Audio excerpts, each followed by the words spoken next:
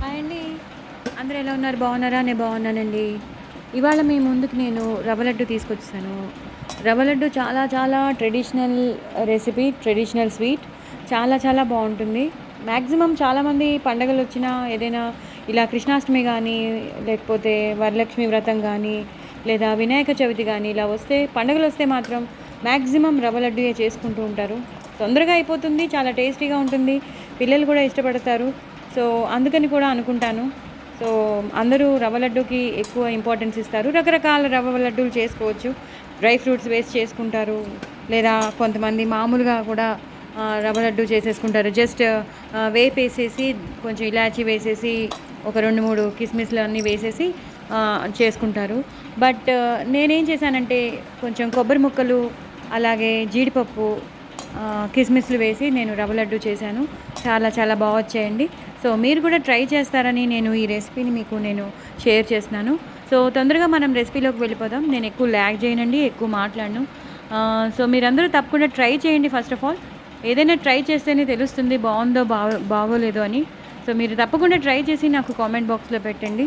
నా ఛానల్ని సబ్స్క్రైబ్ చేసుకోండి, సపోర్ట్ చేయండి. నేను ఇంతకన్నా అడగను. సో ఎందుకంటే నేను అడగడం అలవాటైపోయింది. మీరు అడుగుతారు, మీకు తెలుసు నేనేం అడుగుతానో మీకు తెలుసు. సో మీరు నా ఛానల్ని విత్స్టాండ్ చేయాలంటే, మీరు తప్పకుండా నాతో ఇంటరాక్షన్లో ఉండాలంటే మీరు తప్పకుండా నాకు సపోర్ట్ చేస్తారని అనుకుంటున్నాను. సబ్స్క్రైబ్ చేస్తారని కూడా అనుకుంటున్నాను. ఓకేనండి.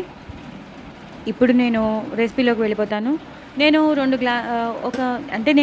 నేను చిన్న సింపుల్గా చేద్దామనుకుని నేను మొదలుపెట్టాను. నేను ఎక్కువ చేయాలని అనుకోలేదు. ఎందుకంటే అప్పుడప్పుడు స్వీట్స్ మా ఇంట్లో ఎక్కువ తినరండి, చాలా తక్కువ తింటారు. సో కృష్ణుడికి చేయాలని అనుకున్నాను కాబట్టి నేను రవ్వ లడ్డు కొంచెం ఆయన మట్టుకు వచ్చేటట్టు నేను చేశానన్నమాట. సో ఒక గ్లాస్ ఒక మీ పెద్ద గ్లాస్తో పెద్ద గ్లాస్ అంటే మనం కొంచెం కాఫీ టీలు తాగుతాం కదా, మోస్తరు గ్లాసు, ఆ గ్లాస్తో నేను నిండా రవ్వ తీసుకున్నాను. అన్ని దానికి తగ్గట్టుగానే పంచదార కూడా తీసుకున్నాను.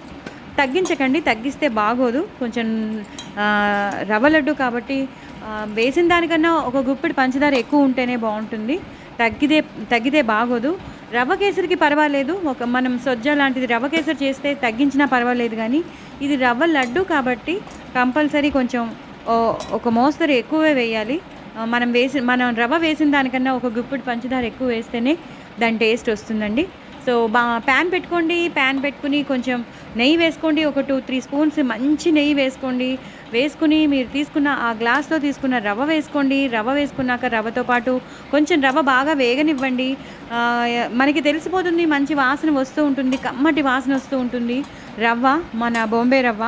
సో అది బాగా వేగిపోయాక నేను చెప్పాను కదా, ఒక గ్లాసు రవ్వ తీసుకున్నాను కాబట్టి ఒక గ్లాస్ కన్నా కొంచెం ఎక్కువే, ఒక గుప్పెడు ఎక్కువే మీరు పంచదార వేసేయచ్చు. అంటే ఒక గ్లాస్ కన్నా ఒక గుప్పెడు మీరు పంచదార వేసేసి ఆ రెండింటిని బాగా మీరు వేయించండి. అందులోనే మీరు ఇలాచీ పొడి వేసుకోండి. కొంచెం ఇలాచీ పొడి వేయండి. అలాగే ఇలాచీ పొడితో పాటు ఇలాచీ మామూలుగా గింజలుగా కూడా వేయండి. ఎందుకంటే అప్పుడప్పుడు రవ్వ లడ్డు తింటుంటే అవి పంటి కింద పడితే చాలా బాగుంటుంది.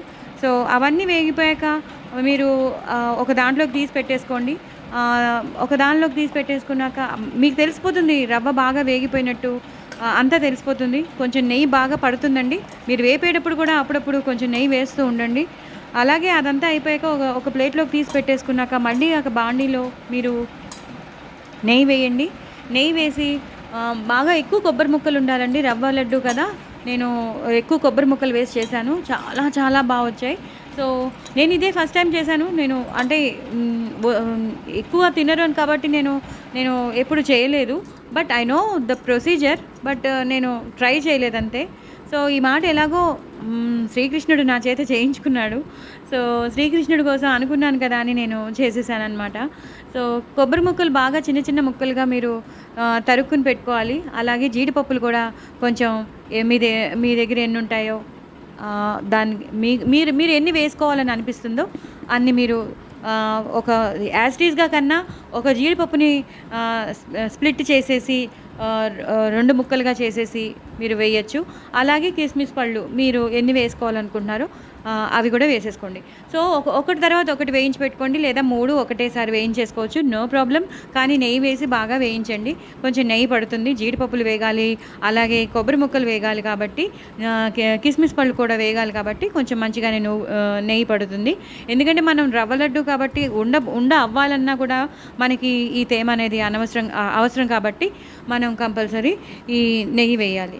సో అంతా బాగా చల్లారిపోయాక ఈ డ్రై ఫ్రూట్స్ని, అదే మన కొబ్బరి ముక్కల్ని, జీడిపప్పుల్ని, అలాగే కిస్మిస్ పళ్ళని కూడా మనం ఈ రవ్వలో కలిపేసి పెట్టేసుకున్నాక కొంచెం వేడిగా ఉంటుందండి. వేడిగా ఉన్నప్పుడే మనం ఉండ చేయగలం. మనం ఉండ చేయాలంటే కొంచెం కాచిన పాలైనా పర్వాలేదు, ఒక గ్లాస్తో మీరు పాలు తీసుకోండి, పక్కన పెట్టుకోండి. పక్కన పెట్టుకుని మీరు కొంచెంగా మీరు పాలు వేస్తూ మీరు ఉండ చేసేయచ్చు. మ్యాక్సిమం నెయ్యి, పాలు ఈ రెండే మీరు యూజ్ చేయాలి. వాటర్ అసలు యూజ్ చేయకూడదండి, పాడైపోతాయి, వాసన వచ్చేస్తాయి. కానీ కాచిన పాలతో మీరు చేసేసుకుంటే మాత్రం ఉంటాయి. కానీ ఏంటండి, మనం చేసేది కొంచెమే కదా, నిమిషంలో అయిపోతాయి. సో ప్రాబ్లం లేదు.